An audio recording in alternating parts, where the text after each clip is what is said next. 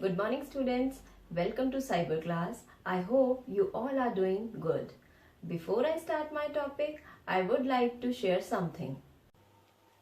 You all must be having lots of toys at home. I'm sure your parents must have provided a special place to store your toys, right? Similarly, we have plenty of clothes with us. We don't wear all the clothes in one single day. We store them in a cupboard. So students, you definitely need a place to store things.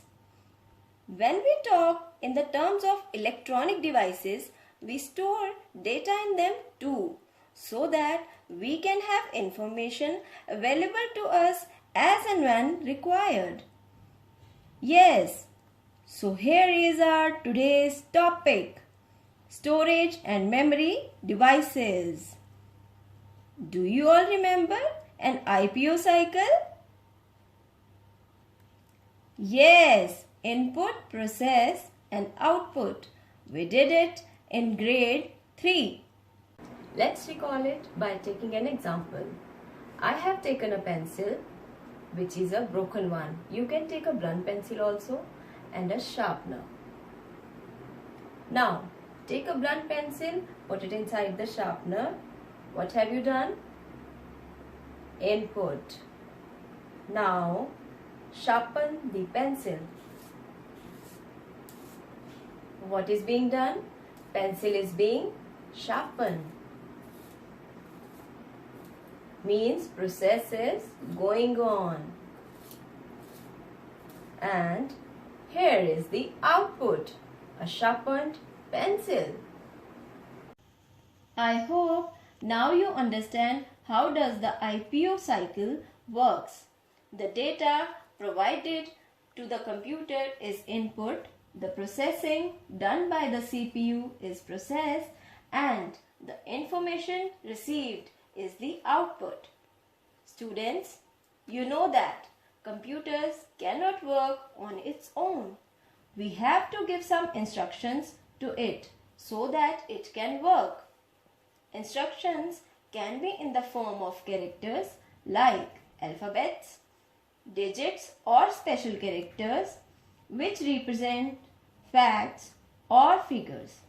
So students, what do you get to know from here? Data is collection of raw facts and figures. And when this data is processed in the CPU, it becomes an information. Okay, let me explain you with an example. When we enter the data, that is 2 plus 2 in the computer, the CPU starts processing and gives us the information, that is 4.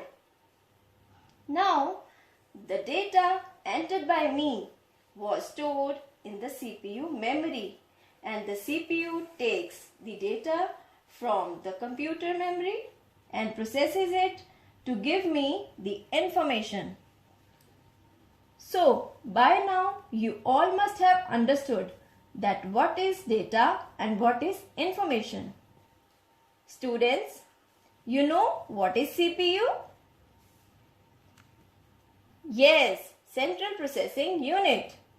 Whatever processing work is done by the computer, it is done inside the CPU. Let's take an example from our day-to-day life. Your father bought a cloth piece from the market and gave it to the tailor to stitch a shirt pant. Here the cloth is data. The tailor stitches the cloth will be the process, and the shirt pant made out of the cloth by the tailor will be the information. Now let's take an example in the context of computers. Your teacher wants to find the highest and lowest scorers of your class. For this, she inputs marks scored by each student in all the subjects in the computer and gave the required instructions to it. In return, what is the computer going to do? It will display the highest and lowest scorers of the class. Here, the marks that were fed in the computer represents data and the result returned by the computer represents information. I hope you all have clearly understood everything explained so far. Now, students, I want you to do an activity at home. Sit with your parents on your computer and try to feed some data and get the desired output. If you do it practically at home, it will be more clear to you. Thank you, students. Take care. See you in the next class.